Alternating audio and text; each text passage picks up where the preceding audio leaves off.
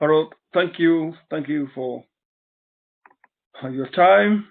Most of you are not on, but we'll try and then explain what needs to be done as far as the assignment brief is concerned.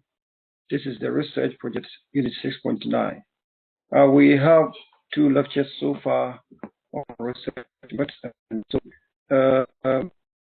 this lecture will be briefly explaining the assignment and how to carry out the assignment. So the assignment comprises of 4 tasks. The first task is to decide on a suitable area for research and develop a research question with aims, the scope of research, and the intended research approach. Task 2 will help you to explain your research questions, its aims, scope, and intended research approach to your tutor, and justify the choice of the research question. Task 3 will be to develop a detailed research proposal, which includes objectives of the research, the research approach to be used and why, any ethical issues relating to the research and how it will be handled, and then how the research will be evaluated. You also have the time scale for completion of the research, and the draft report, and then the final submission. Right. Task 4, you need to carry out the research and summarize the findings in your report. Summarize the findings in your report, drawing a conclusion and making any appropriate recommendations. And the report should include a section evaluating the research methods used,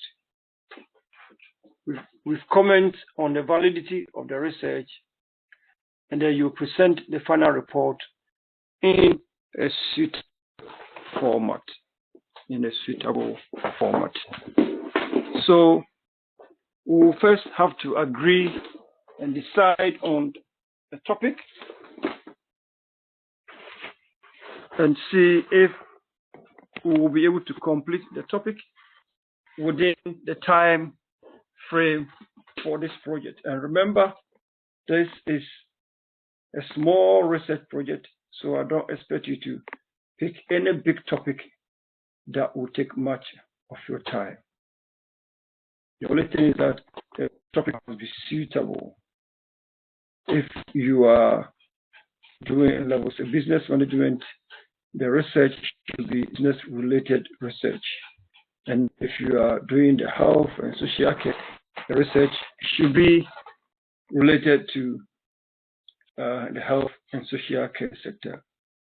So the final report that you will write will be within the range of 3,000 to 4,000 words. Of course, if you go on above to 4,005 or 3,005, that is acceptable, right? So that is that. So every student should be able to provide a suitable area for research and develop a research question with its aim, scope of the research, and intended research approach. So for instance, I might decide to work on the impact of the government austerity measures on healthcare delivery. That could be a topic, right? The impact of austerity measures on healthcare delivery, maybe in Manchester. That would be my topic. And then I will ask myself, what is my aim? The aim could be to be able to understand how austerity has impacted on service users like myself and you. What will be the scope of the research in this case? The scope is how broad or how wide the research might be. So I will decide to limit myself to the Royal Infirmary, Manchester. It means that even within Manchester, among all the hospitals, I've chosen only Royal Infirmary. So that is my scope. And I would like to emphasize that choosing your scope is very, very, very important. This is a small project. So if you choose a wider scope, it will be difficult for you to achieve your aim. So I've chosen my scope as Manchester Royal Infirmary in South Manchester. And then I have to agree on a research approach. That is the intended research approach. So whatever topic that you choose, you should be able to tell me the approach that you are going to use. Probably I will decide that looking at the impact of the austerity measures on health service delivery, decide to go the qualitative approach, where I will conduct interviews and then analyze the interviews based on the things that will be coming out of the interview. So my approach here is going to be a qualitative research. Right, so once you are able to get your topic, establish the aim of your research, looking at the scope, and then the research approach, then you have finished task 1. Task 2 is saying that explain your its aim, scope, and intended research approach to your tutor. Research question is a question that you can ask that will help us to answer your aims or objectives. So let me give you an example of research question. The research question should be framed in such a way that it's something that you can find answer to. So for example, based on my topic of looking at the impact of austerity on healthcare delivery, my question would be, to what extent has the funding cut affected the effectiveness of nurses in the accident and emergency? To what extent has the funding cut imposed by the government affected the productivity or efficiency of nurses at the hospital? This is a research question. It means it's something that I'll be able to research and find out about, find an answer to that question. Someone may also not look at a research question, or rather formulate a hypothesis. They are all fine. So the research question is actually a question that you're going to ask yourself. To what extent does the funding cut by the government impact on the productivity of nurses in the hospital? If it's a hypothesis, that should be different. To be something, a hypothesis is something, it's a statement that can be tested. So turning this research question into a hypothesis will be the severe funding cut, the less effective or less efficient this will be. The severity of the funding cut will lead to less productivity of nurses. This is not a research question, it's a statement that I've made. And this statement must be tested to find out whether indeed a funding cut leads to poor performance of nurses. This is a hypothesis, which is different from a research question. So a research question is a question, but hypothesis is a statement. Right. Having looked at the difference between the hypothesis or the research question, if you decide to go by the research question, fine. If you decide to go by a hypothesis, fine. The next thing that you need to ask yourself again is, why am I doing the research? You need to explain the aim of the research. The aim of the research. So again, going back to my topic, the aim to be to find out how the funding cut, which came about because of the government austerity measures, has impacted on service users. This could be your aim. Right. We've already looked at the scope and the intended research approach already. So once we've been agreed on your research topic, which is a very good area to research, we have agreed on your aims and scope and your intended research approach, then tax 1 and 2 has been covered. So I expect everybody to choose a topic, get a suitable research area that will suit your area of study. Develop a research question. If you want to go or the hypothesis way, you can formulate a hypothesis. It's all accepted. Get me the aims of your research and the scope of the research.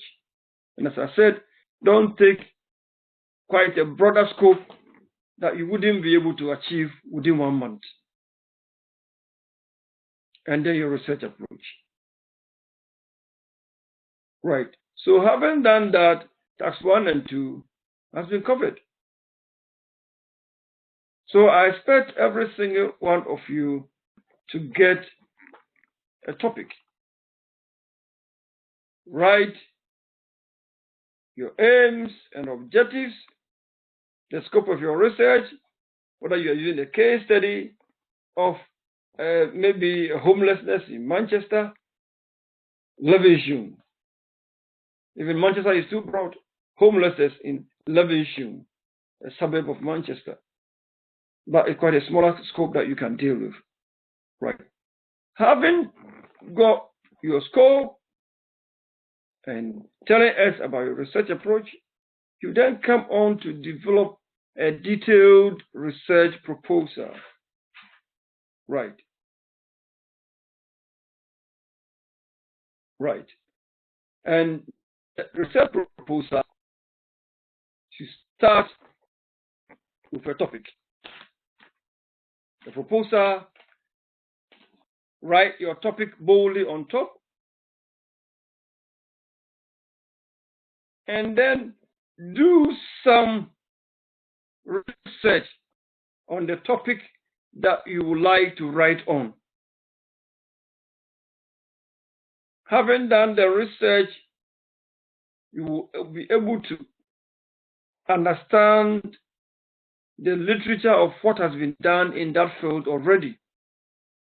That will help you to write a very short introduction of a half page. And the introduction should include references and statistics that will prove that you've actually read a bit about your subject area. For instance, if you are choosing my topic, which is the impact of austerity on service delivery. There is evidence from the literature, Department of Health, 2017, demonstrate that as a result of the austerity measures imposed by the conservative government, there has been an unintended consequences of shortage of nurses, long waiting list, and longer waiting hours at accident and emergency. So this is a fact from Department of Health. Now, that will be your introduction. And because of this, you felt that there is a need for you to research into how the austerity has impacted on service users. That will be a nice introduction. So I always want everybody to read around your topic, come up with a nice introduction. After introduction, state clearly your aims and objectives. We are looking at taxpaying. Look at your aims and objectives. The aim is what you want to achieve. So in that case, my aim is to look at how funding cuts to the NHS has impacted on the performance of nurses in South Manchester Royal Infirmary. That is a simple and straightforward aim. Now, having come out with this aim, how am I going to achieve this aim? My aim will be achieved by setting out certain objectives. So we come to the objectives of the research. So having got your aim, you now come out with your objectives, and these objectives can be in bullet point, or could be objective number 1, number 2, number 3. Right. Using the question that I posed, my topic, I can say that my objective number 1 is to examine literature on austerity. Number 2, look at statistics on austerity and how this has impacted on long waiting lists, cutting of some services, and then patient outcome. I can look at these three things at the same time. Another objective is to be able to find out from service users how they think the funding cut has affected them. Again, find out from nurses how the funding cut has affected their work, and to also find out from clinicians how the funding cut has affected them, and then examine the implications of all that for policy and research. So I've set myself about 5 objectives. And then from the objectives, count down to a section called methodology. Under the methodology, tell us, number 1, the research approach that you will use, whether qualitative and quantitative. If you choose any, tell us why. It's important for you to tell us why you want to use interviews as against questionnaire.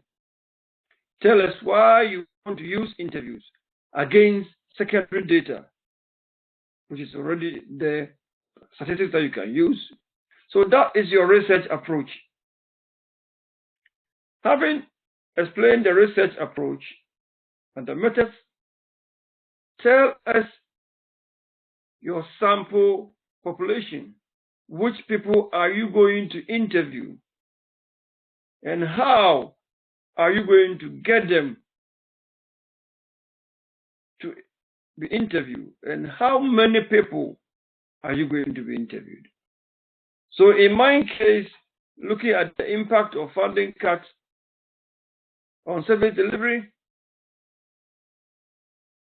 my population will be from service users, which are patients, nurses, hospital administrators. I can interview clinicians, doctors, and then I can look at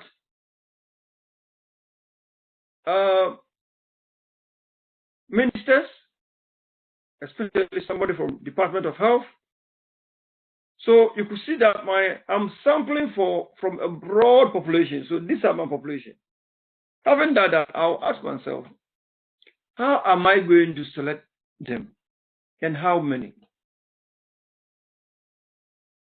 So for instance, I can say that I'm going to select 5 people, 1 each from somebody from Department of Health, 1 nurse, 1 clinician, 1 maybe 2 patients. How am I going to get them to be interviewed? Then that will tell me my sampling method. This will be, for me, I will use purposive sampling. I'll purposively select 1 person with the Department of Health, purposively select 1 nurse, purposively select 1 clinician, and then 2 patients. So this is not something random, or target people and select them. And my sample size in this case will be 5. So the question that I need to be able to tell you is that, why do I think interview will be more useful than questionnaire? Why? Probably interview will allow me to have a deeper understanding on how austerity actually impacts on them. Be it service users, nurses, consultants, or somebody from the Department of Health. Interview will allow me to get more deeper understanding of their experiences as compared to a questionnaire where the answers will be yes or no, that I wouldn't be able to get deeper understanding. And this will be referenced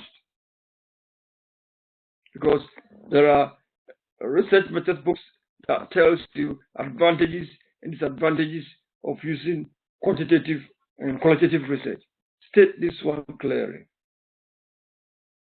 So I've told you about my population, how I'm going to sample them, and the number I'm going to sample, and the reason why I am using the approach, which is interview.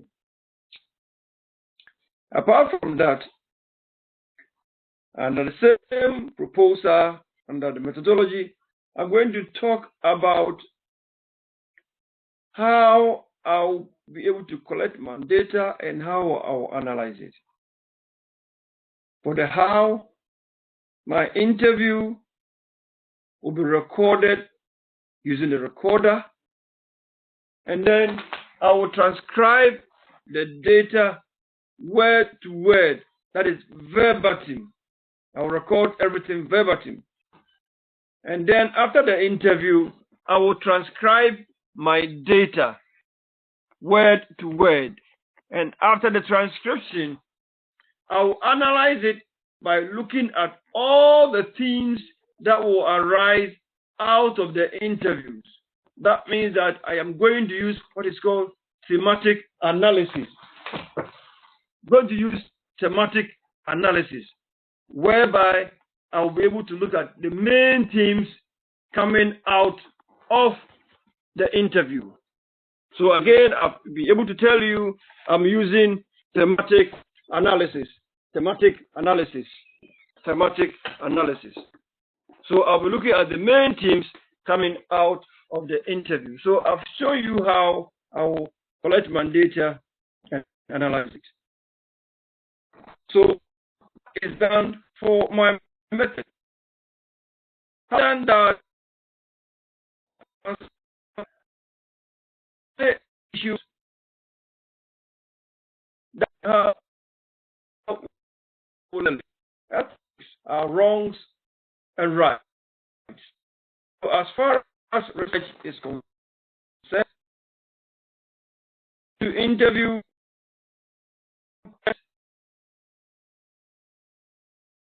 staff who are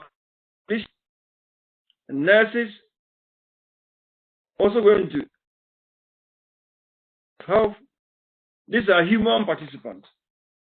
So what are the ethical concerns here? Right. I need to get, if I'm using a hospital, then I need to get ethical approval from the hospital ethics committee. This is a dangerous zone, more sensitive, that I will advise students not to go that route, because getting ethics at a hospital alone will take you about a month, if not more, to be able to get approval. So this is an example I'm showing you. Right. So that is the hurdle. I will seek ethical approval. What about the people involved in the study? People involved in the study. Before I can talk to a nurse, a doctor, a patient, or someone from the Department of Health, I will provide study information sheets. That is information describing the study I am doing, why I am doing it, what I want them to have an interview, the benefit they will get from the research, and if there is any harm, I will explain all that to them. Apart from that information, I'll give them the information sheet. I'll also provide a consent form. So, for the study, they will sign consent to either agree to take part or not. Right.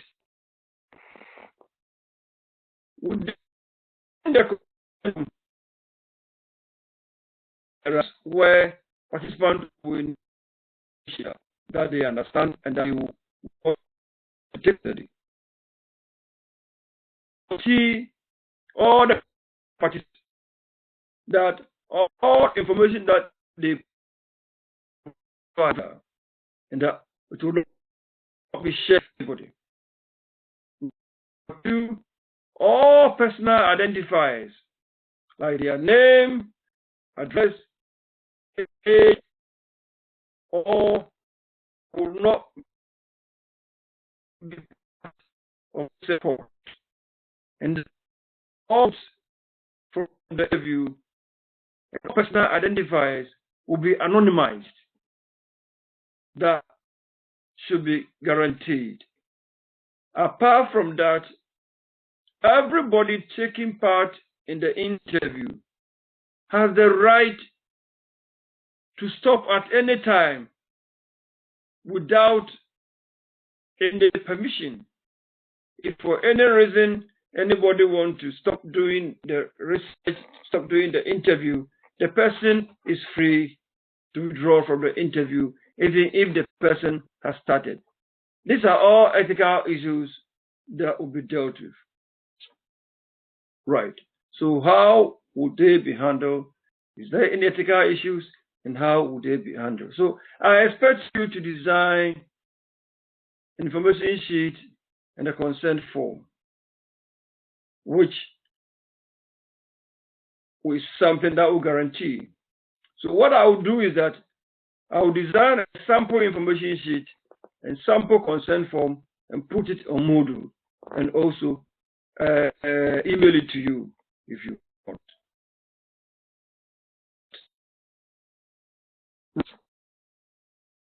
Research will be evaluated. Having done the research, I should be able to evaluate the research approach used to be able to see what and it actually helped me to gather the necessary data that I needed. So the research approach will be evaluated. At the same time, the result that I will get from my study will also be evaluated. What about a time scale for completion of the research, the draft report, and the final submission? You should be able to design a Gantt chart, or project delivery,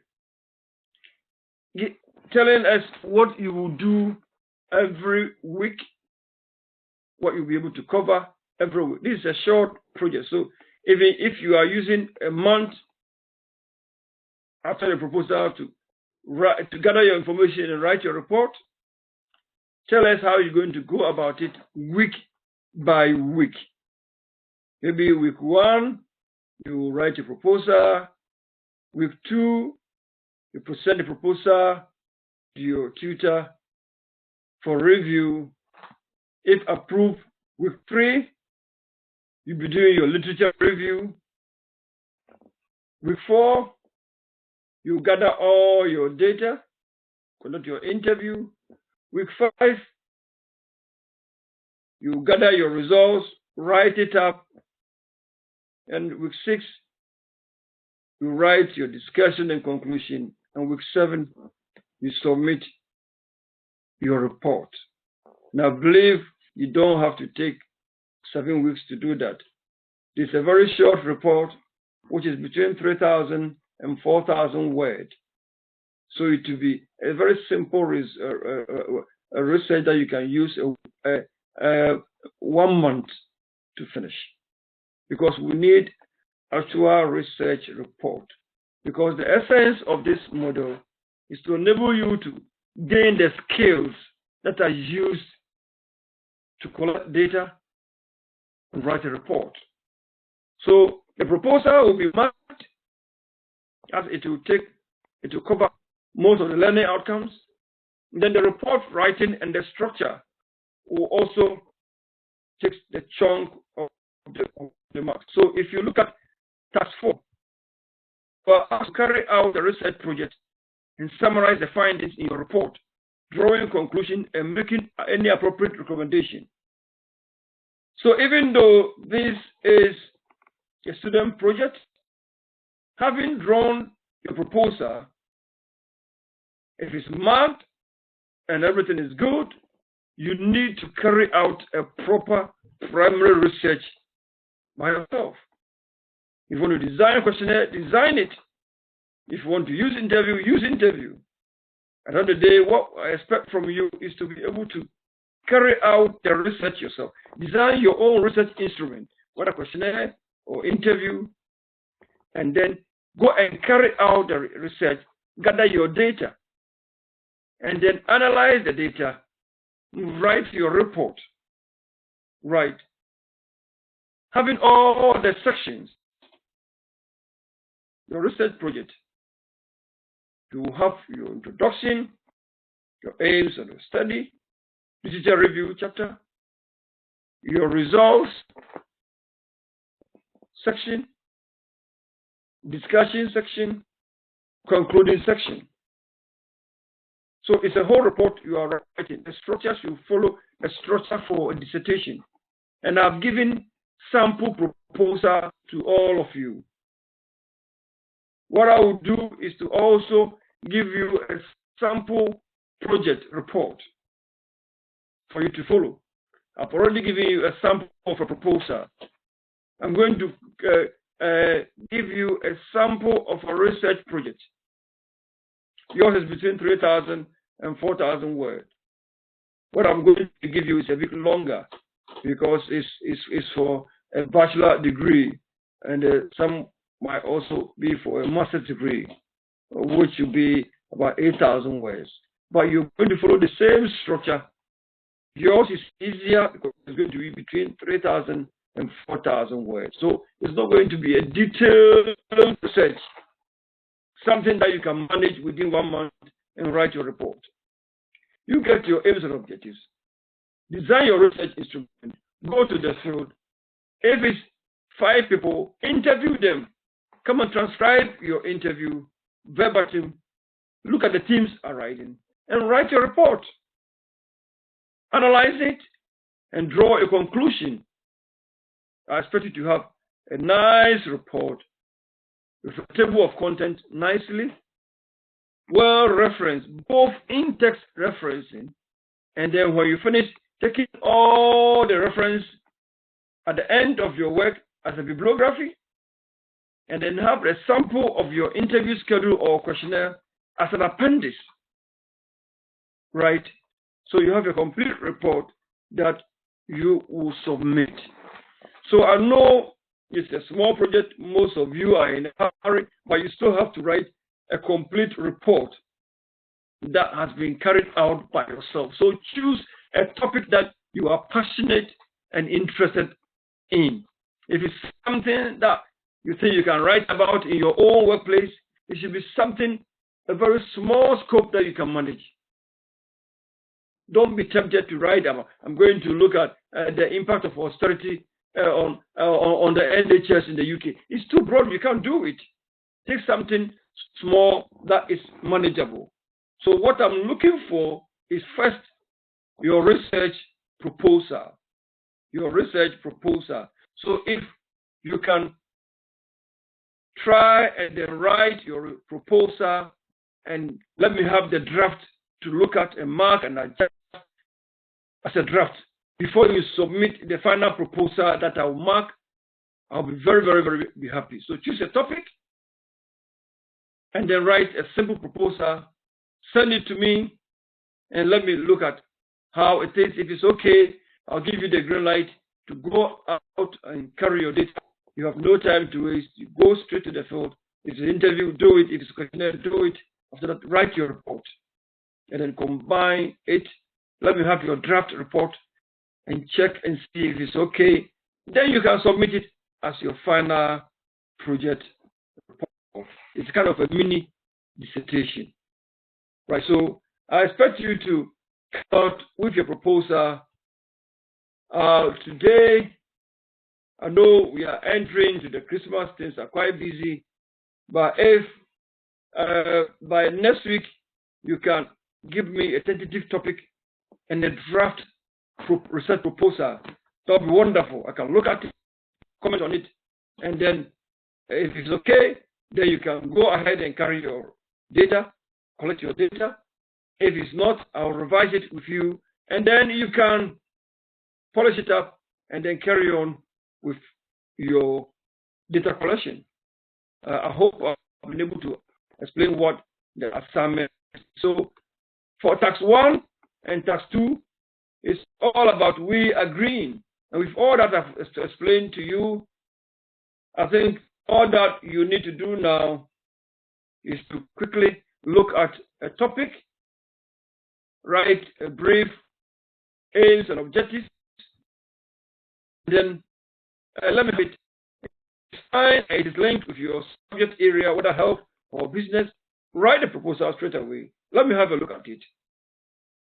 If you want to use questionnaire, draft your questionnaire. Let me have a look at your questionnaire. If you're going to use interview, put down what is called interview schedule. There are key questions that you're going to ask. And then I will look at your interview schedule to see whether it matches with your aims and objectives.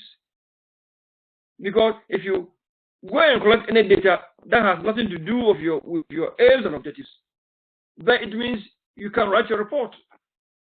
The same way, if you're going to do questionnaire, make sure the questions that you are asking in the questionnaire is able to answer your research aim. It should go together. And if you have put in any research question or hypothesis, make sure that your questionnaire will be able to answer that hypothesis or research question. This is something that you need to look at. So this is the assignment brief, which is on Moodle, right? It's on Moodle. So have a look at it again, go through it. If you have a question, drop me an email, and then I will answer. Right. I think I've been able to do justice to the research proposal, so that you have two things to submit. One, a proposal, and number two, a 3,000 to 4,000 word report. And as I said, if you go beyond 4,000, 4,005, fine. If it's 2,900, fine, it's accepted. Right. I hope we will end here and see what can be done. Good luck to everybody. Get your topic, draft your aims and objectives, do your proposal, bring it to me for assessment, and let's take it from there. Thank you very much for your time, and thank you. Thank you very much. Bye for now.